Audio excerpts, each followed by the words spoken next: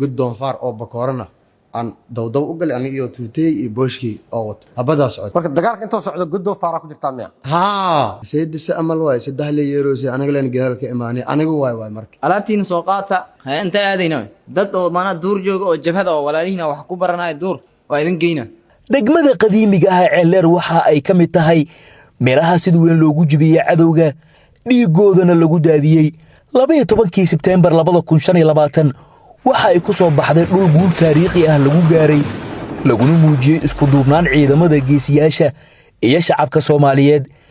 jabkii argagixisadu kala kulmeen Ceeldheer waxa uu ka qayb yahay burburinta istiraatiijiyadeed ee lagu hakiyay doonista argagixisada ee ah inay ku faafaan dalka fariintii ay xambaarteen ayaana ahayd in dhulka Soomaaliyeed iyo dadkiisa aysan saalahayn inay qabsadaan kuwa leh himilooyin dhamaantood mugdi ah محمد عبد القادر إسحاق oo afgarashadiisu ay tahay Muuse Yuusuf Cabdiraxmaan Maxamed oo isna kooxda dhaxdeeda loogu yeero Ridwaan dagaalkii jilba dhigista guusha ay ka heleen geeshka iyaga ayaa lagu qabtay si maxbuus ahaan ah eedeysane Cabduqaadir Isxaaq Muuse oo afgarashadiisu ay tahay Yuusuf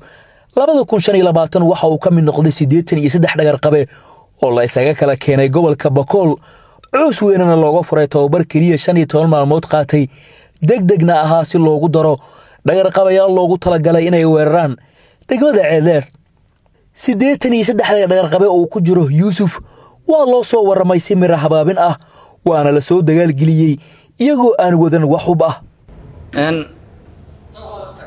al-shabaab horta inaan ka tirsanayo way jirtaa laakiin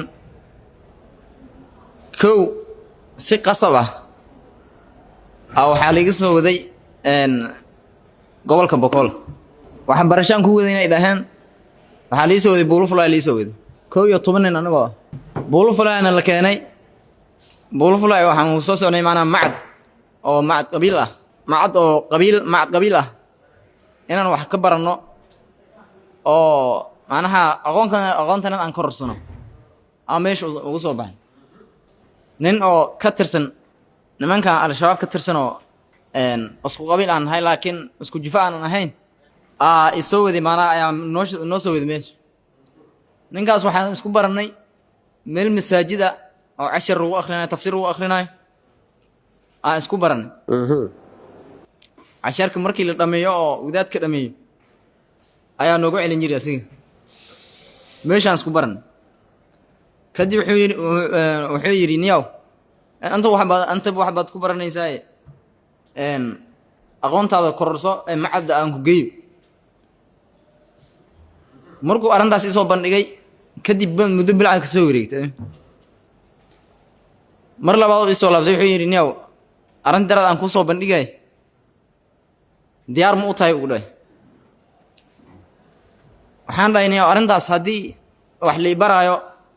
oo adigu igu tiri lacag laga ma rabo wax iska baro diyaar aan u ahay markay wax barashadii soo dhamaatan aan soo laabtay hilkay aan soo laabanay diyaar aan u ahay kadib sidii Buulufulay igu keen Buulufulay markii la igeeyay 4 habeen bari meel guri ah 4 habeen joogi 4 habeen markay dhamaatay wuxuu yiri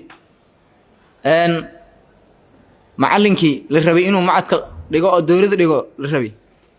asiga al-shabaab dawr u qaaday la soo yiri aniga lama markaas 10 kale ay soo 12 ah kadib magaaladu iska aaday asigi wuu noo soo laabtay markii dambe baabuur noo keenay baabuur meesha naga soo saaray